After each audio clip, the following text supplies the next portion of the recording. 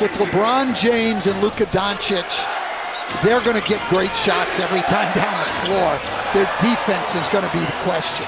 The NBA just witnessed something absolutely terrifying. LeBron James and Luka Doncic are playing basketball that defenses literally cannot stop.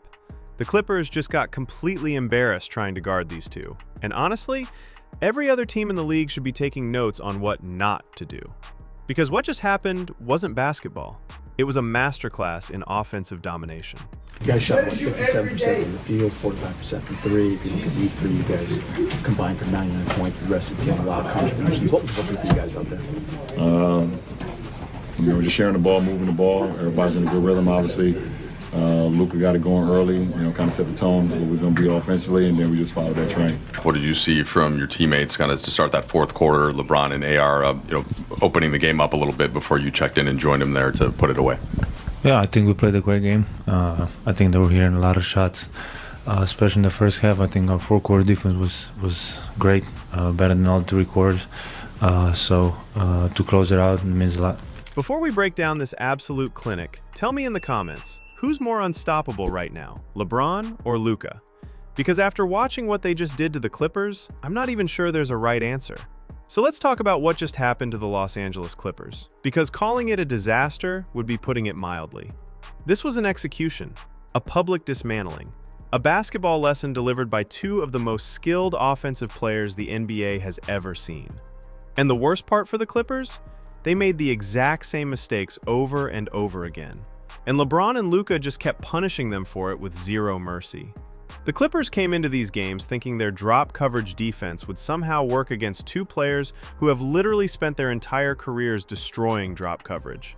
That's like trying to stop a flood with a paper towel. It's not going to work. And everyone except the Clippers coaching staff apparently knew it. Because from the opening tip, both LeBron and Luka looked at that defensive scheme and basically said, "Oh, you want to make this easy for us? Bet." Doncic the three. Yep, overdone. Let's start with Luka, because what he did to the Clippers defense should be studied in basketball clinics as an example of how to completely dissect a team. The Clippers kept playing drop coverage, which means their big man drops back toward the paint instead of stepping up to challenge the ball handler at the three-point line. That might work against average players. Against Luka Doncic? That's just giving him a free invitation to do whatever he wants. Watch Luka work. He gets to the three-point line, and Ivica Zubac is sitting back in drop coverage like he's waiting for a bus. So what does Luka do? He just casually works his defender, fakes like he's going to make a pass to get the help defender to bite, and then fires an easy skip pass for an open three. That's elementary basketball when you're playing drop coverage against an elite playmaker. Luka can see the entire floor. He knows exactly where the help is coming from, and he's going to make you pay every single time. James Harden tried to keep Luka on the sidelines, tried to force him into tough positions. But when Zubac isn't stepping up high enough in the drop, Luka just walks into the lane like he owns the building. And here's the thing about Luka once he gets into the paint. It doesn't matter who's standing there. He's 7 feet tall when he elevates. He can shoot over anybody. He can pass to anybody. And he's going to use his body to create just enough space to get his shot off. Harden ends up in jail, completely pinned by Luka's positioning, unable to contest anything. That's how easy it looks when you're guarding Luka Doncic incorrectly. The one run, back to Plumlee, his pass intercepted. James now on the other end. Driving on Powell, attacking Plumlee, big shot goes! The Clippers made this same mistake with LeBron James. Drop coverage against LeBron in the year of our basketball gods 2025. Are you kidding me? LeBron has been destroying drop coverage since some of these Clippers players were in elementary school. You drop against LeBron, and you're just inviting him into the lane, where he can either finish with his ridiculous combination of size and strength, or he can find the open man for an easy bucket. There's no in-between. You're cooked either way. Chris Dunn got hung out to dry on multiple possessions. He's stuck in no man's land, trying to figure out whether to step up on LeBron or stay with his man in the corner. If he steps up, LeBron skips the pass for an open three. If he stays home, LeBron throws an alley-oop or just takes it to the rim himself. That's not a defensive scheme. That's a choose-your-own-adventure book where every option ends badly for the defense. And in transition, forget about it. There is no team in the NBA more dangerous in transition than a team with both LeBron James and Luka Doncic running the floor. The Clippers defenders kept making the fatal mistake of backpedaling instead of getting up and stopping the ball. Kawhi Leonard, Nicholas Batum, James Harden, all of them at various points just backed up instead of stepping up to challenge. And that's exactly what LeBron and Luka want you to do. And that grew to not only daily after practice, but every day, and it became a thing. Shot clock to deal with on underneath out of bounds. Doncic from the corner, got it. Watch what happens every time a Clippers defender backpedals. Luka takes one dribble back, gets the defender dancing with him, takes another dribble, and boom. The defender has given up just enough space for Luka to rise up and knock down a three right in their face. It doesn't take much. Half a step of backpedaling is all Luka needs. One little jab step gets the defender moving backward, and that quarter step of space is the difference between a contested shot and a wide open look. Nicholas Batum learned this lesson the hard way about 15 times in one game. Instead of getting up and stopping the ball, knowing he had help behind him, Batum kept backing up, kept dancing with Luka, and Luka just kept making him pay. Step back three, pull up jumper, drive to the rim. Over and over again, because Batum refused to be physical and forced Luka into the help defense. For the Lakers, as James takes his time, drills it. LeBron now with 18, his third three. The second either of these guys touches the paint, the possession is over. It doesn't matter how many Clippers are standing around. Luka and LeBron are going to score through contact, over defenders, around defenders, whatever it takes. They're too big, too skilled, and too smart for scrambling help defense to do anything once they're already in scoring position. Kawhi Leonard had absolutely no chance trying to recover once Luka was already in the paint. Luka just lowers his shoulder, bumps Kawhi off his spot, and finishes through the contact for an and one. That's happening because the initial defender let Luka get downhill in the first place. Once these guys build a head of steam going toward the basket, good luck stopping them without fouling. 15% of the NBA was not born That is great. when LeBron James debuted in the NBA. That's great. So that means they wasn't born. I mean, That's we in the same That means they're debut. younger. They're younger than 23. Correct. Exactly. That's why we up here. He's still That's why playing. you're He's up still here. playing. He's still playing. LeBron in transition is a completely different nightmare. He's bigger and faster than whoever is trying to guard him. So when James Harden decides he wants to backpedal and be LeBron's dance partner instead of getting up and stopping the ball, he's just letting LeBron either charge into the paint with a full head of steam or pull up for an easy jumper. Those are both terrible options for the defense. But that's what happens when you don't respect LeBron's ability to punish you for lazy defensive positioning. Well, shifting gears, how do you feel about fitting back into this Lakers offense and what you've seen so far? I mean, it goes without saying. I'm a Swiss Army knife, so that's spotting up, waiting for getting the ball from Luka or AR. If that's setting pick and rolls in transition, if that's slipping pick and rolls in transition, if that's, if we want to slow the game down in the half court, we want to get some post-up action and be able to create triggers, whatever the case may be. I think, what JJ and the coaches have done, so far, we're playing exceptional basketball with so many injuries so far. Obviously, me being, one of the injuries that we had, but whatever demographic, however the pie, shapes itself on offensively how we want to play and how they want me to implement myself into the role of the team. Chris Dunn showed glimpses of how you're supposed to guard these guys. Show your hands, slide your feet, keep them toward the middle of the floor where your help defense is. You cannot try to body up against players who are bigger and stronger than you. That's exactly what they want.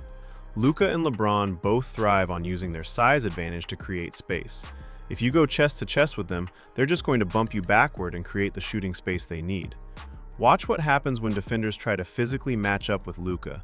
He uses that contact to create separation for his step back. The defender thinks they're being physical and tough, but really they're just giving Luka the resistance he needs to generate space for his shot. That step back becomes automatic when defenders play him like that. With 6 to go on the shot clock. On the cross, got to the rim and got the layup. And James Harden just completely quit on multiple possessions. Standing around with lazy gambles while LeBron is attacking in transition. What is Harden even doing? You have to get up and stop the ball. There's help defense behind you. But instead, Harden is just occupying space and hoping something good happens. That's not defense. That's just being present on the basketball court while the other team scores. John Collins made a crucial mistake that young defenders often make. Instead of chasing over the top of screens, he tried to go underneath. When you go underneath against these elite players, you're just letting them catch the ball in their sweet spot. LeBron catches it, and now he's in the paint with a smaller defender trying to contest. LeBron is just too big. He's going to shoot right over you, and if you send help, he's going to find the open man. That's been his game for 23 years. Nothing has changed. Ivica Zubac needs to take notes on what happened to him in these games, because he got a masterclass in how not to play defense.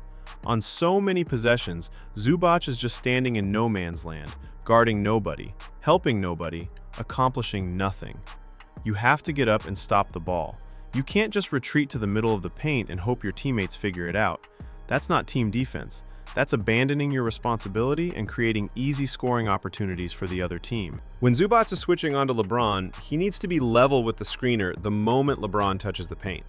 But instead, he's late every single time. And you can be 7 feet tall, doesn't matter. LeBron is just going to rise up and shoot over you when you're coming from behind trying to contest. That's an easy bucket for LeBron every time because Zubac's positioning is completely wrong. LeBron and Luka are both maestros on the basketball court. They see everything before it happens. LeBron is just standing on the wing, watching the Clippers' defense, waiting for someone to make a mistake. The second he sees it, boom, backdoor cut, easy pass, 2 points. That's basketball IQ that you cannot teach. That's 2 decades of experience recognizing defensive breakdowns before they even happen. When John Collins is watching the ball instead of his man, LeBron sees it immediately. He's already loading up the pass before the cut even happens. By the time Collins realizes his mistake, it's too late. Easy alley-oop. That's 2 points that should never happen if the defense is communicating and staying connected. But against players this smart, even small lapses in focus get punished immediately.